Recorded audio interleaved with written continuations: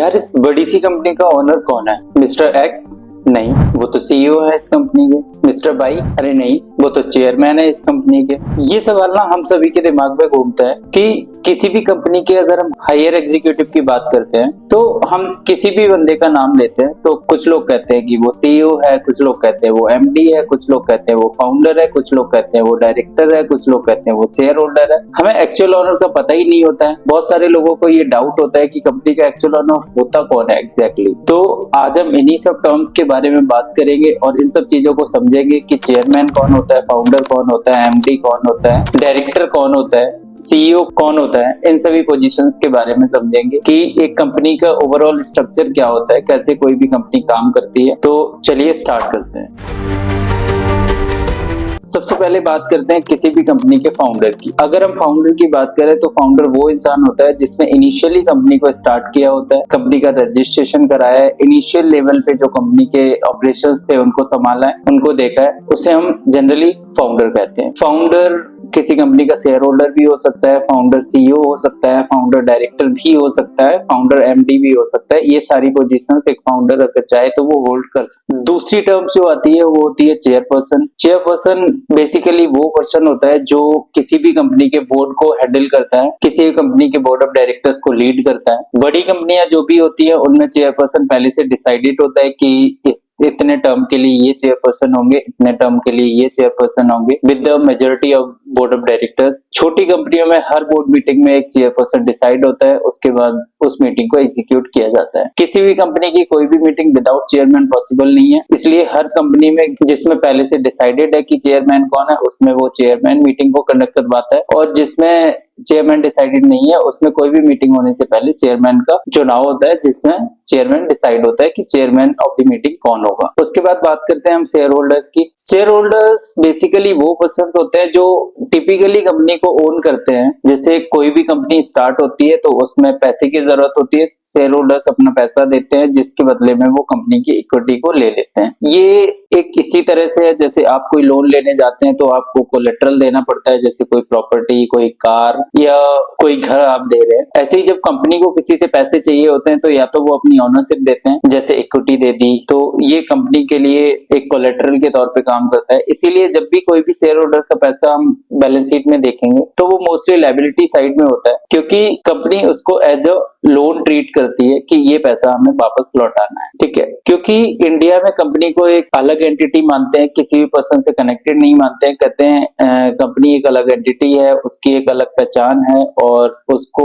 एक अलग tax payer के रूप में इंडियन गवर्नमेंट देखती है, जिसकी वजह से हर कंपनी में जो भी पैसा आता है, चाहे वो लोन्स के फॉर्म में हो, चाहे वो इक्विटी के फॉर्म में हो, वो सारा पैसा लायबिलिटी साइड में होता है, क्योंकि कंपनी कहीं ना कहीं मानती है कि ये सारा पैसा कंपनी को किसी ना किसी दिन किसी ना किसी स्टेज पे जाके वापस करना पड़ेगा। एक बार किसी शेयर होल्डर ने पैसा लगा दिया तो ऐसा नहीं है कि वो कभी उससे बाहर नहीं निकल सकता। प्राइवेट लिमिटेड कंपनी में कुछ रिस्ट्रिक्शंस होती हैं, जैसे बोर्ड ऑफ डायरेक्टर्स की आपको परमिशन लेनी पड़ती है, एग्जिस्टिंग मेंबर्स से आपको बात करनी पड़ती है, उनकी परमिशन के बाद ही आप अपने शेयर्स को किसी और को सेल कर सकते हैं, ट्रांसफर कर सकते हैं। पब्लिक कंपनी में ये सब रिस्ट्रिक्शंस नहीं होती है, आप जब चाहे, जैसे चाहे, जहां चाहे, जिसको चाहे अपने शेयर्स को बेच सकते हैं और उनसे पैसे ले सकते हैं और कभी भी अपने शेयर्स को ट्रांसफर कर सकते हैं। उसके बाद एक टर्म आता है डायरेक्टर कि डायरेक्टर कौन होता है। डायरेक्टर एक बहुत ही हाई लेवल एग्जीक्यूटिव्स होते हैं। कई लोगों को लगता है कि डायरेक्टर ही कंपनी के ओनर होते हैं, डायरेक्टर ही कंपनी को देखें, लेकिन ऐसा नहीं है। डायरेक्टर की भी हायरिंग होती है एक आम एम्प्लॉय की तरह, जैसे कंपनी के मैनेजर्स हायर होते हैं, जैसे कंपनी के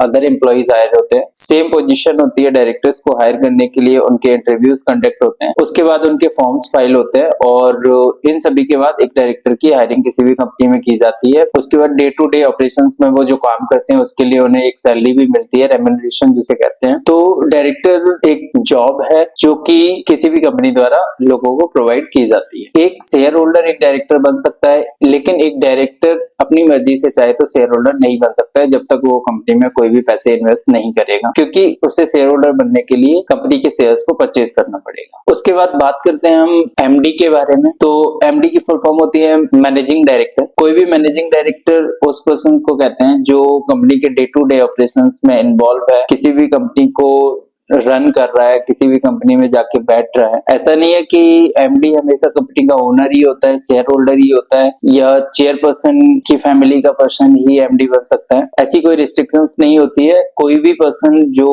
कैपेबल है, जो एजुकेशन लेके आया है, कॉमर्स बैकग्राउंड का है या किसी अदर इकोनॉमिक बैकग्राउंड का है, जिस फील्ड की वो कंपनी है उस अच्छी नॉलेज रखता है, तो डेफिनेटली वो एक एमडी बन सकता है और कंपनी के डे टू डे ऑपरेशंस को संभाल सकता है। जब भी वो, इसका मतलब इसके नाम से भी समझ आ रहा है, जैसे कि MD managing director. Managing director का मतलब हो गया कि जो पूरे दिन की जो एक्टिविटी होती है किसी भी कंपनी की, डेली एक्टिविटीज जो है उनमें इन्वॉल्व रहता है और उन सभी को देखता है, उसे हम मैनेजिंग डायरेक्टर कहते हैं। तो इन सभी चीजों के बारे में हमने सीखा। मैनेजिंग डायरेक्टर कौन होता है, डायरेक्टर कौन होता है, फाउंडर कौन होता है, शेयर होल्डर कौन होता है। आई होप ये सब चीजें समझ आ गई होंगी। अब हम बात करते हैं सीईओ के बारे में। सीईओ भी एक हाई लेवल एग्जीक्यूटिव होता है जो कि किसी भी कंपनी के बोर्ड ऑफ डायरेक्टर्स को रिपोर्ट करता है और जो भी प्लान्स कंपनी के लिए कंपनी के चेयरमैन, कंपनी के शेयर होल्डर्स द्वारा बनाए जाते हैं, बोर्ड ऑफ डायरेक्टर्स द्वारा अप्रूव कर दिए जाते हैं, उन सभी को डे टू डे एक्टिविटी में एग्जीक्यूट कराने का काम जो होता है वो सीईओ का होता है। कंपनी के विजन को समझना, कंपनी क्या चाह रही है, ये सब चीजें देखना, डे टू डे एक्टिविटी में कंपनी के शेयर होल्डर्स के, कंपनी के डायरेक्टर्स के, कंपनी के प्रमोटर्स के,